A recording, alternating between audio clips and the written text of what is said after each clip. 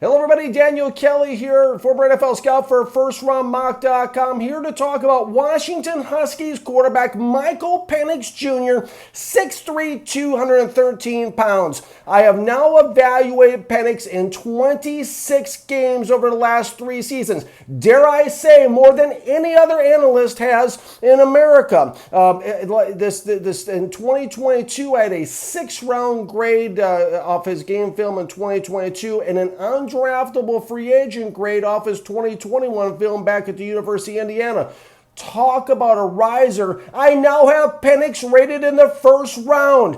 He really developed this past season. He kind of reminds me of like a human machine gun, sitting back there as a southpaw just slinging that ball from the pocket. He is a pocket passer. He is not a dual role guy. He just slings it and slings it and slings it. Kind of like I compared C.J. Stroud last year pre-draft to a human jugs machine, the way that I know that machine that shoots out the balls during practice. Well, Penix reminds me of that human machine gun. I am now projecting him as a franchise-level quarterback to be taken somewhere in the round where I have him on my big board between 11 and 14 in the 1st round. Let's talk about the elephant in the room. 4 straight seasons at the University of Indiana prior to transferring to Washington of season-ending injuries. Come on, folks. We're not talking about little bumps and bruises and scrapes on his knees here. We're talking about 2 torn ACLs at Indiana and 1 season-ending injury to his throwing shoulder and 1 to his non-throwing shoulder in another season. Serious stuff. And, of course, I was the one out there hammering on Penix on social media about these injuries until ESPN Jordan Reed responded to me in one of my tweets saying, quote, medicals will be a very crucial part of his evaluation, but at what point do we give him credit for staying healthy going on 2 years and overcoming those injuries? Touche. Reed had a point, and I could see the light on Penix, and he did overcome those injuries and stayed healthy while at the University of Washington. I'm comparing Michael Penix Jr. to longtime NFL veteran, 3-time Pro Bowl quarterback Mark Brunell. What did it for me? You're asking? I'm asking myself the same question. I can hardly believe I'm even sitting here having this conversation right now about Michael Penix Jr. But you can't deny what's on the game film because the game film does not lie. An astounding jump, as I mentioned, from 2022 to 2023. What did it for me? 2 big-time throws versus Oregon late to win really pushed me over the edge. That was a defining moment for me. His decision-making went from looking like he was guessing where he was going to throw in 2022 to knowing exactly where he was going to go with the ball in 2023. It just seemed a lot more decisive. Going through his progressions. This is very important, folks, in the NFL. Looking around, scanning the field, not just locking in and telegraphing interceptions to NFL corners, but actually going through the progressions, looking off defenders. This is something Penix did a lot more of in 2023 versus 2022. He was more accurate as well as accuracy improved. Penix in 2021, 53.7% completion percentage. 2022, 65.3%.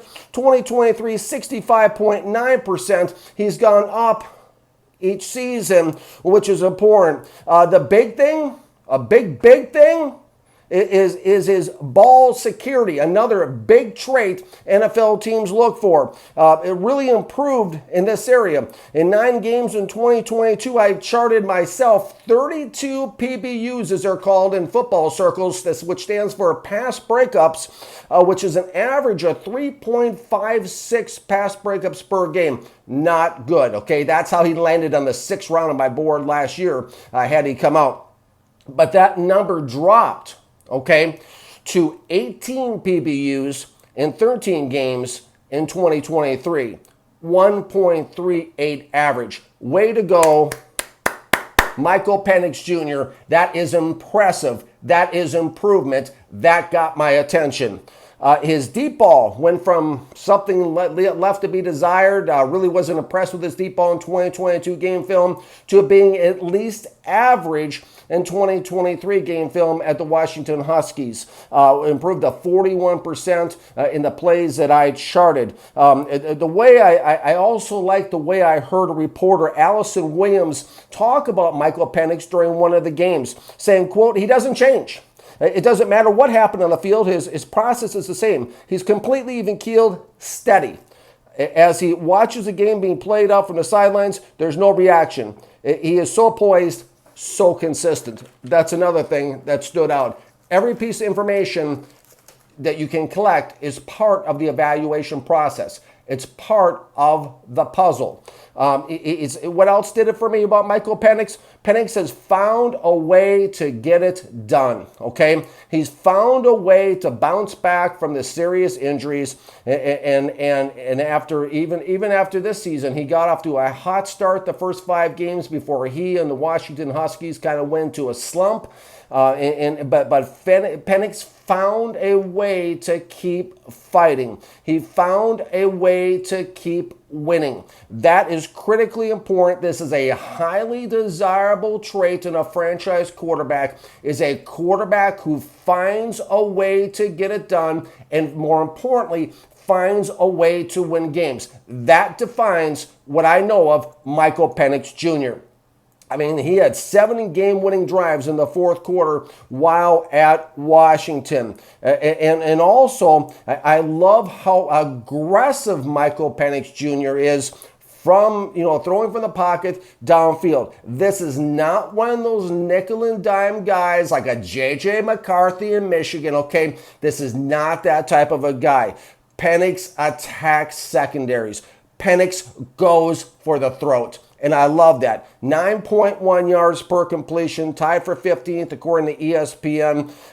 This is somebody, other positive traits that I like. If I'm sitting in an NFL war room as an NFL scout, these are the kind of things that I'm talking about, and this is the way I'm talking. Fearless, slings it, pro ready, instinctual tough passer. Excellent back shoulder throwing ability.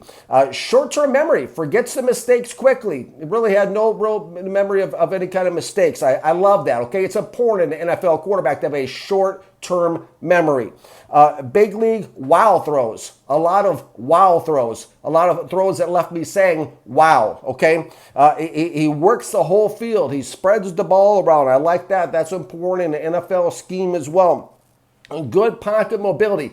Again, we're not talking about dual role guy who's going to be running all around the field and everything, but he has good pocket mobility within the walls of the pocket to move around and evade and so forth. This is a pocket passer that I mentioned, but that pocket mobility lends him the ability to avoid sacks. Only sacked 15 times the last 2 seasons. He just looked like an NFL quarterback who got in a time machine, went back and played for the Washington Huskies. He looks the part, and he plays the part, more importantly. Negatives, right? Of course there's negatives. There's got to be negatives. There's no 10s, as Tony Rosano taught me when I first learned how to to kind of teach myself how to do this and scout when I was 17 when I read his book, Secrets of NFL Scout. There are no 10s. Of course there are negatives. What are they? A funky throwing motion. And I'm attributing this to the 2 torn ACLs. Listen, folks, Michael Penix Jr. has a funky throwing motion. He torques his body, his upper body. It's all upper body. It's all arm strength. And he has a strong NFL arm, but he relies on his upper body more so than his lower body. This is not one of these guys who drives off his feet and throws the ball. He torques it. He tries to aim and steer the ball more, which is what causes inaccuracies that an NFL team will have to learn to live with. This is not something that's going to be corrected or changed or anything. He has a very funky throwing motion, and it comes with the package. It comes with him, okay? That's just who he is. That's just what's going to be. And the ball sails high at times, okay? It sails high or he overthrows it. Again, NFL teams are going to have to live with this, okay? This is the downside of Michael Penix Jr. Subject to drops. Whether that's because the ball is spinning the opposite direction coming off his hand as a southpaw, as a left-hander. Could be, not sure. But he is subject to drops. And, the thing with Michael Penix Jr. is he's inconsistent beating the blitz. Trust you and me, when he's a rookie this next season in 2024, when the NFL season starts, NFL defensive coordinators are going to test him. They're going to blitz him and see what he has for a response. What kind of response has he had in college with the Washington Huskies? sometimes you're going to get him. But sometimes he's going to get you.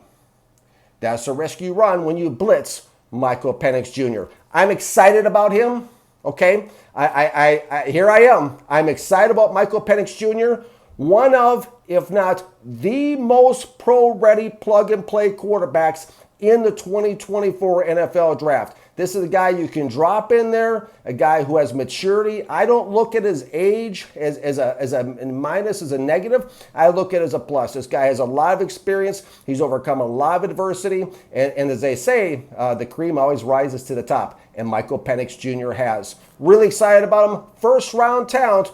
Again, between about 11 and 14 in the 2024 NFL Draft. Thank you for watching, everybody.